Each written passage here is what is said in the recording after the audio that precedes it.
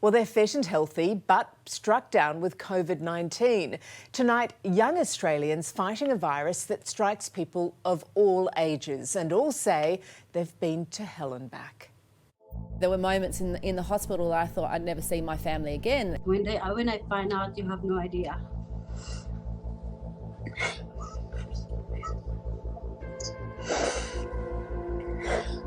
I thought I'm gonna lose myself, to be honest, because I can't breathe.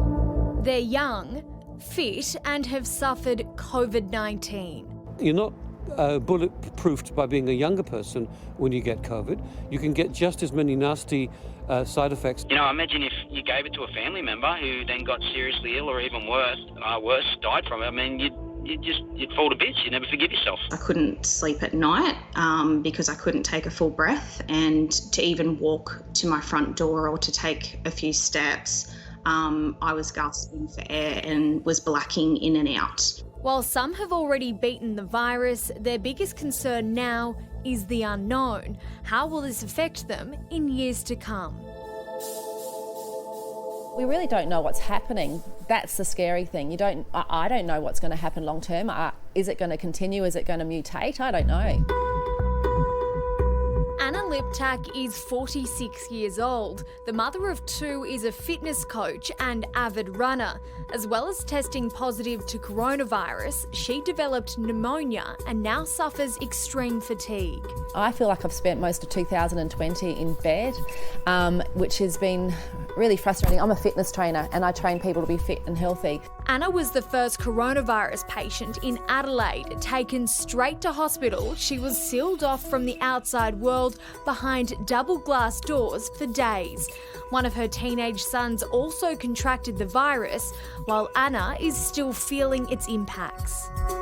One of the major ones is my ears really hurt, and often I've got really bad ringing in them, and to the point that sometimes I feel like I'm going deaf, which I'm really quite worried about actually. There hasn't been a day since COVID where I have felt normal and myself, and that's been the issue.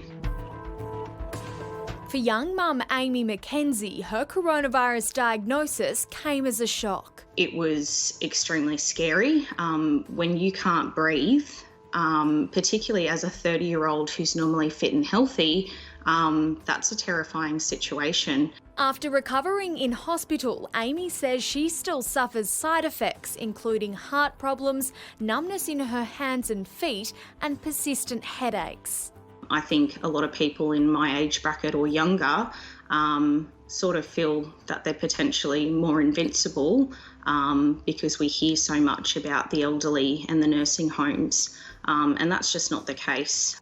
The virus clearly doesn't discriminate. In Australia, more than 900 children under the age of 9 have been diagnosed, while more than 1,700 people between the age of 10 and 19 have had coronavirus. Overwhelmingly, the largest age group is 20 to 29-year-olds, with almost 5,000 people contracting COVID, while more than 3,700 people in their 30s and nearly 3,000 in their 40s have all tested positive. This is a very serious disease. It starts off like a cold or a flu, and very few people will be lucky enough to get away with very mild symptoms. To be honest, short breathness, body aching, it's everything, just everything you can't describe.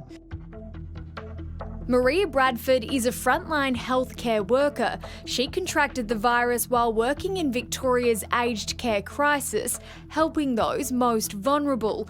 Now the 48-year-old is in hospital and still receiving treatment. So many people lost their loved ones because of this epidemic. It's so bad.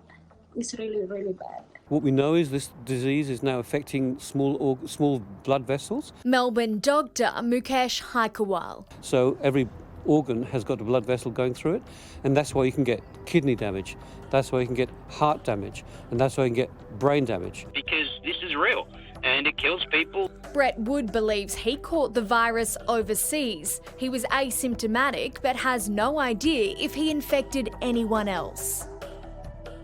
I had it and I might have infected a whole bunch of people. And that worries me because I don't know how they've turned out if I did, and I don't know who I infected, if I infected anyone, because I didn't have any symptoms. It's really important that young people aren't complacent and that they're respectful to people around the world who have lost their lives, they've lost their loved ones.